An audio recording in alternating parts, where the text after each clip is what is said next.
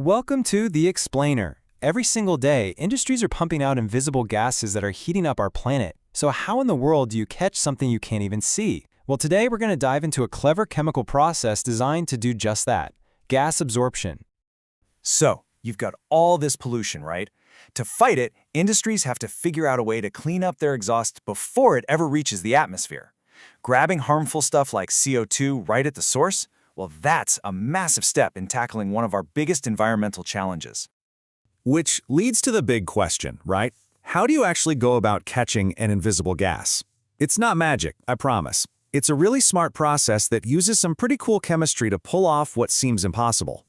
The main technique is called gas absorption, and believe it or not, it basically works by washing the gas. Okay, that sounds super technical, I know, but the idea behind it is actually pretty simple.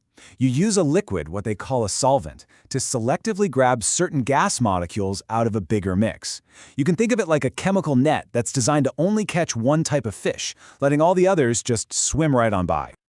Yeah, this washing machine idea, it's honestly the perfect way to think about it. Just like how soap and water in your laundry machine target and lift away dirt from your clothes, a special liquid is used to wash a stream of gas, pulling out only the molecules you don't want. Now here's a quick but super important point. You can't confuse absorption with adsorption. Adsorption, with a D, is when molecules just stick to a surface, kind of like dust on the table. We're talking about absorption, with a B, where the gas actually dissolves and becomes part of the liquid. It gets trapped deep inside it. All right, so let's pop the hood on this thing. What does this gas washing machine actually look like in a real lab? Let's take a look at the equipment and see how it all works. So your basic setup has a few key parts. First, you've got the absorption column. That's the main stage, where all the magic happens. Then, you need a gas supply. That's our dirty laundry, and a liquid system, which is just water in this case, doing the washing. You've got pumps to keep everything moving, and of course, a CO2 sensor at the end to check how clean the gas is when it comes out. Now, the inside of this column isn't just an empty tube. Oh no, it's filled with this stuff called packing material, all these little complex shapes. Their whole job is to create a massive surface area, forcing the gas and the liquid to get up close and personal as they flow past each other. Okay, so let's zoom way in. What's actually happening, molecule by molecule, inside that column? Let's follow a single CO2 molecule and see what it goes through. It all happens in three main steps. First up, diffusion. The CO2 molecule has to make its way from the main gas stream over to the water's surface.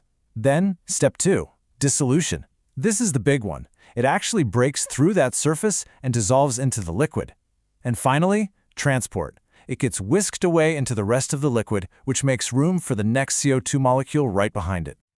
Now, this whole process isn't just random. It's governed by a scientific rule called Henry's Law, and all it really says is that the higher the pressure of a gas, the more of it you can dissolve into a liquid. You see this in action every day. Think about a can of soda. It's fizzy because it was packed under high pressure to force all that CO2 into the water. In our column, we can use pressure to make this whole absorption thing way more efficient.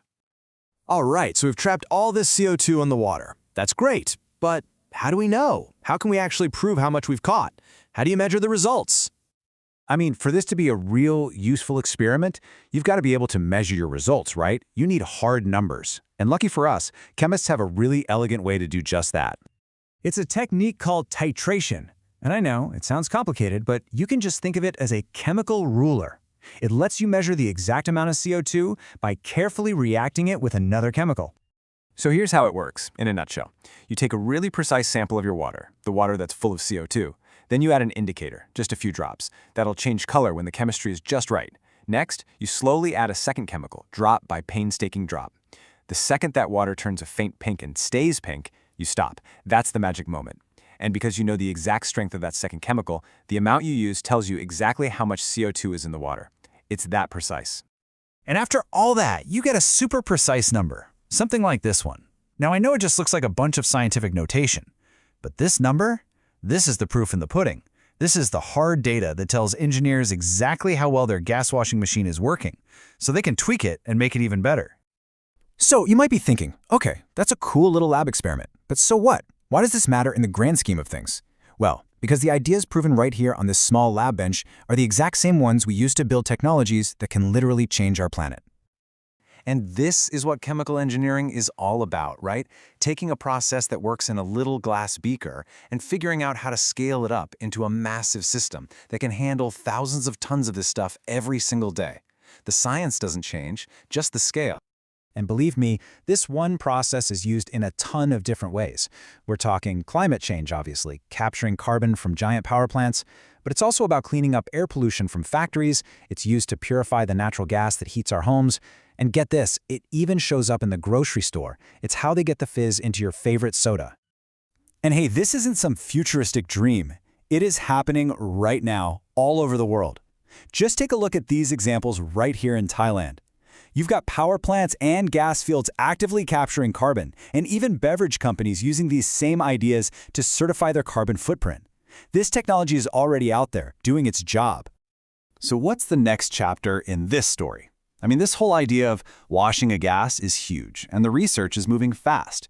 Scientists are always hunting for new liquids, new solvents that can grab CO2 even better, or designing these columns to use way less energy. The hunt for the perfect gas washing machine is definitely not over. And honestly, it's one of the most important quests we're on for building a cleaner future.